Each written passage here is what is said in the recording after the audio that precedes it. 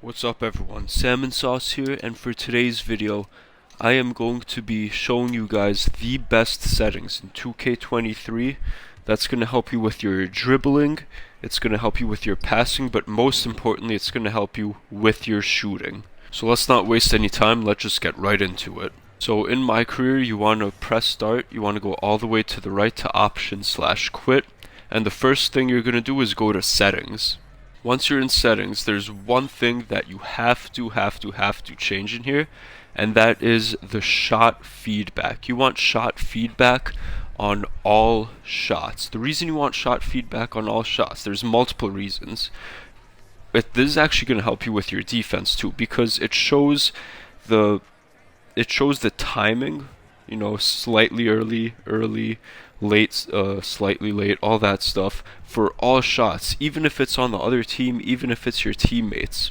And it's going to show the percent contested of the shot. So, you know, if you slightly contest a shot, it's going to be 10%. If you do a really good 70, 80%. If you don't contest a shot, it's either going to be open or wide open if there's really a lot of space for the shooter. So this is going to help with you deciding your shots, and it's also going to help with you seeing how good of a job you're doing at playing defense. Maybe you think you're playing good defense, but maybe you're only getting 5-6% contests the whole time, and you should be getting closer to the man that you're defending. Or maybe the shots that you're taking are too contested. So this is a really helpful tool. This, I can't stress enough, you guys need to turn this on. And that's it for the settings area, but for controller settings, there's a few things you want to do in here. Now, the first thing you want to do, this one isn't as important as the shot feedback, but I still highly suggest it, and that is to turn your shot meter off.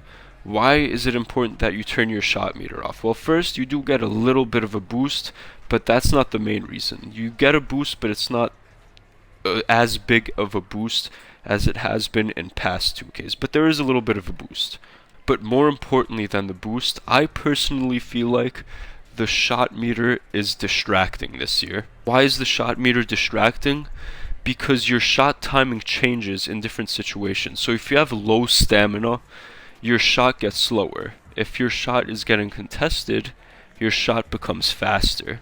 So since your shot timing is constantly changing throughout the game, even on catch animations, sometimes your shot timing changes. So since it's changing so much, I feel like the shot meter is just a distraction, because it's just filling at different speeds every single time you shoot. So it's just a distraction. I feel like I shoot worse while I'm looking at the shot meter.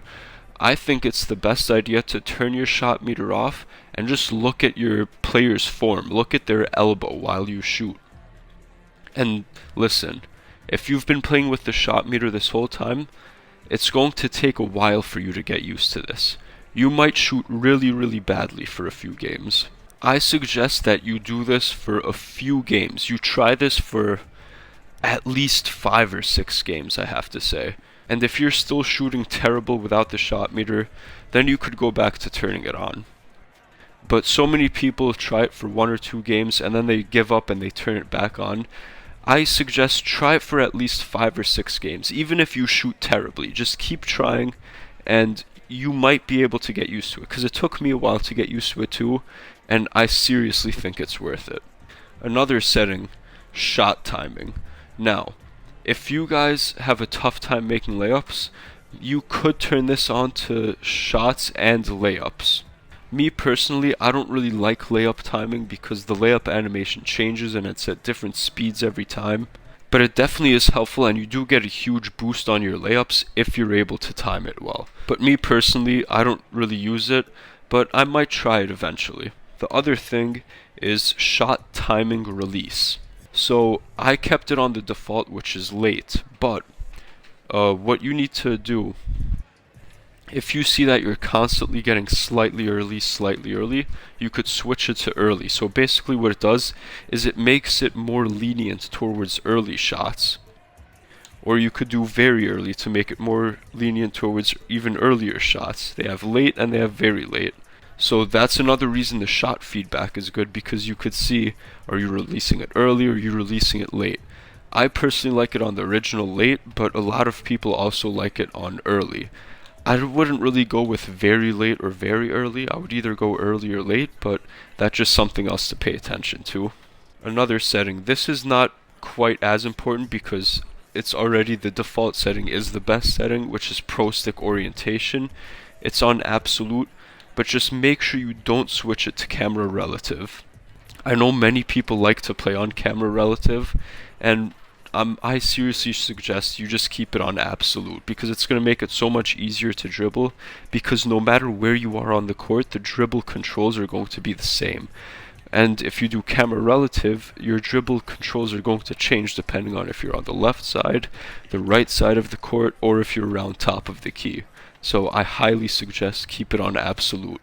Then the final setting that I'm going to be talking about, you have to scroll down a little bit, and it is icon passing. Now the default for this is default.